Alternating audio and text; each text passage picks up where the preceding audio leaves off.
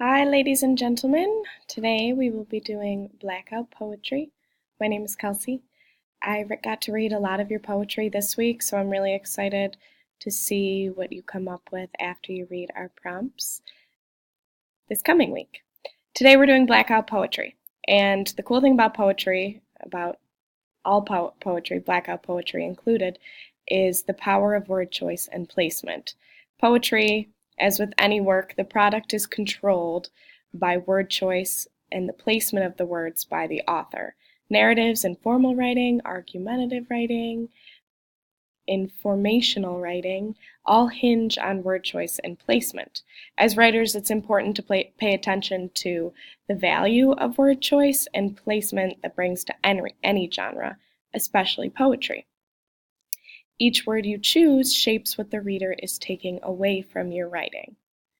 Today's lesson highlights the importance both of word choice and placement in poetry to create meaning. So, where did Blackout Poetry come from?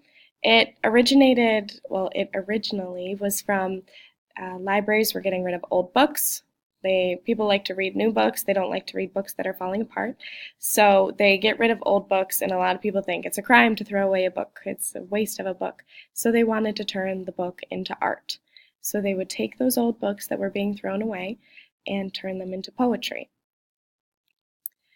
Now, you don't have to do poetry with old books. You can do it. I was teaching this lesson at an RALC conference a couple weeks ago, and while I was teaching it, one of the kids was like, "Oh, I never do this with books. I only do it with newspapers."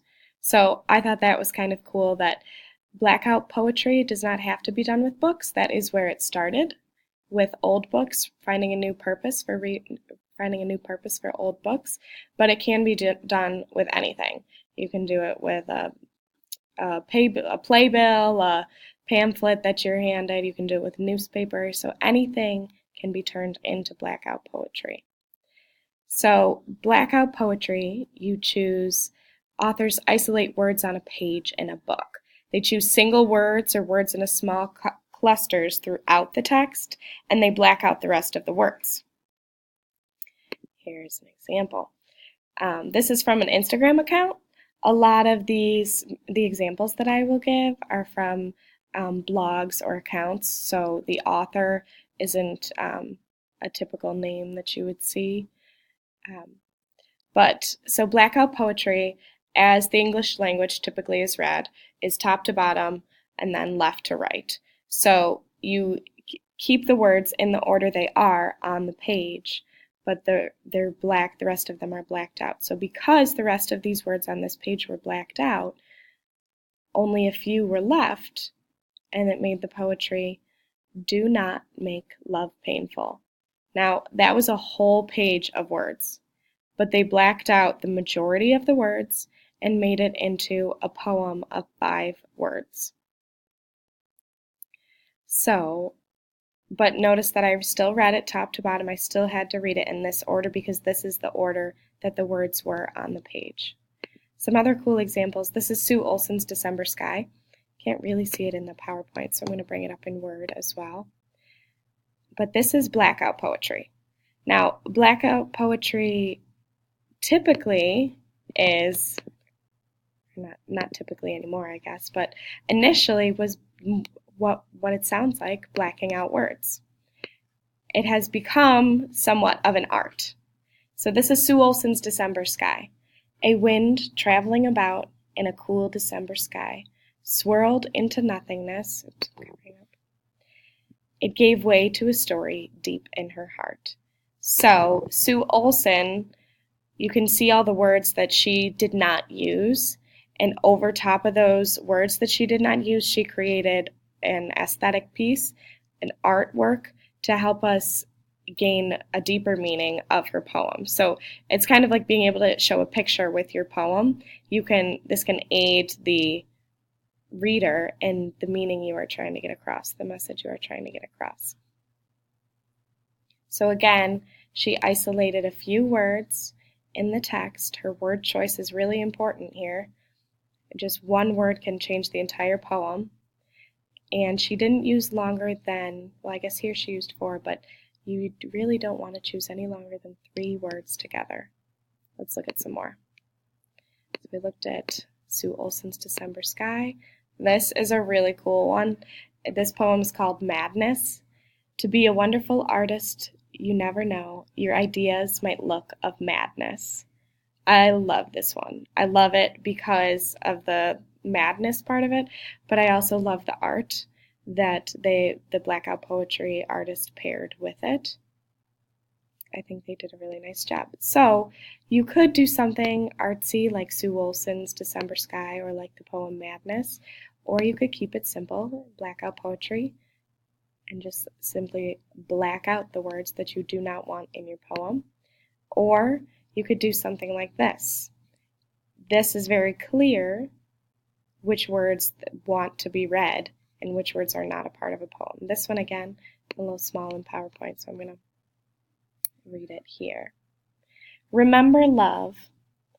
It is reliable. It is real. It is rare. It is reckless. It exists. I love this person's art. I love their choice in words. This poem is still very poetic. They still found repetition in this page. None of this is a page, I don't know what it's from, but you can use any page from anywhere. So let's try it on our own. Let's see if we can make our own. The first step to Blackout Poetry. I have attached a bunch of pages that my friend Jeremy, he is a librarian, he picked out a bunch of books for middle school to high school age students, and he picked out single pages from those books.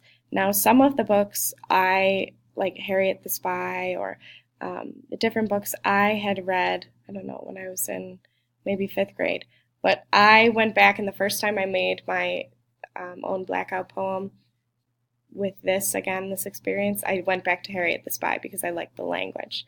And then I also chose other ones as well. So choose from one of the documents that I attached if you need a page. If you have an old book, I think it'd be really cool to do Blackout Poetry with one of your own old books, or go find your own old book at, I'm sure Salvation Army has it, or somewhere. Just find an old book that you like the language, that the language speaks to you. You think the language is cool. But if you don't, documents are attached, and you can choose one of those books. So the first step is scan the page first. Keep an eye out for anchor words, the ones that stand out to you because of their significance or meaning. Starting with an anchor word helps you imagine a theme for your poem. So this .32 is to tell me which one I want to show you. So I tried it. This is from a book, it's called Replica. Now, so I scanned this, and scanning it means I'm not reading every single word. My eyes are just glossing over the words, and I just underlined words that stood out to me. So this was my example. When I read this page, these words are words that stood out to me. I'm looking for anchor words. And from these anchor words, mysterious was what I decided my anchor word would be. There are a lot of forbidden, frightened, entangled, mysterious. So that's what I decided my anchor word would be. So I scanned the page, and I kept an eye out for anchor words, and starting with my anchor word, mysterious, that's the theme for my poem. Now I go back and read the page entirely, and I use a pencil to lightly circle words that connect to your anchor word. So I'm looking for words while I'm reading every single word to see what words relate to my word, mysterious. Now, avoid circling more than 3 words in a row, because then it becomes less like your language and more their language. So you want to be able to still have choice in your words and have it still be your own poem. So this is my example. The blue highlighted ones are the ones that I went back and I thought when I read every single word, these are words that I thought I could maybe connect to my anchor word, mysterious. All the blue highlighted ones. Okay. All right, so the third step is list all the circled words on a separate paper in the order that they appear in the text. That's very important because that's how they are going to be on your finished product, in the order that they are on the page, because your finished product is on the page. So some words will make the cut and others won't. Select only the words that make your final poem. So this top portion, I took all the blue words and I wrote them there. I wrote them in the order, like a microscope, toward clear resolution, free themselves, mysterious inky puddles. I wrote them all here. Then I had to make this make sense, because all those words just lumped together in that order do not make sense. They have to stay in that order, but I can cut some and I can go back to the text and see what ones maybe could link. Like I ended up using a piece of this was to make something make more sense. So I cut some of these words, and then I ended up with like a microscope, toward clearer resolution, free themselves, throw themselves, and now hardly anything was strictly forbidden. Venture down, puff up with importance, want to go. So I thought that was kind of cool. So this was my, where did it go? Oh wait, so that was me selecting the words that, only the words that made my final poem. Now I return to my text page and circle my final word choices. Erase the ones from the words you don't use. So I went back and I highlighted and bolded and blue fonted the ones that I wanted to use. And then, last step, add an illustration, design, pattern to the page that connects to your poem. Be very careful not to draw over the words that you selected for your final poem. So you can do it as simple as crossing the other words out, the words that you don't want to use. You can make it as simple as blacking out the other words, blacking out the rest of the page, the ones that aren't being used. Or you can do something really cool with it and get artsy, like the Madness poem. I would love to see some of your artwork if you did that. But this is what mine ended up as. Like a microscope, toward clear resolution, free themselves, throw themselves, and now hardly anything was strictly forbidden. Venture down, puff up with importance, want to go. So you can see that if I were to really black out this whole thing, it would probably make it a more powerful piece. So I encourage you to do that as well. I encourage you to add artwork to your piece to make it more powerful.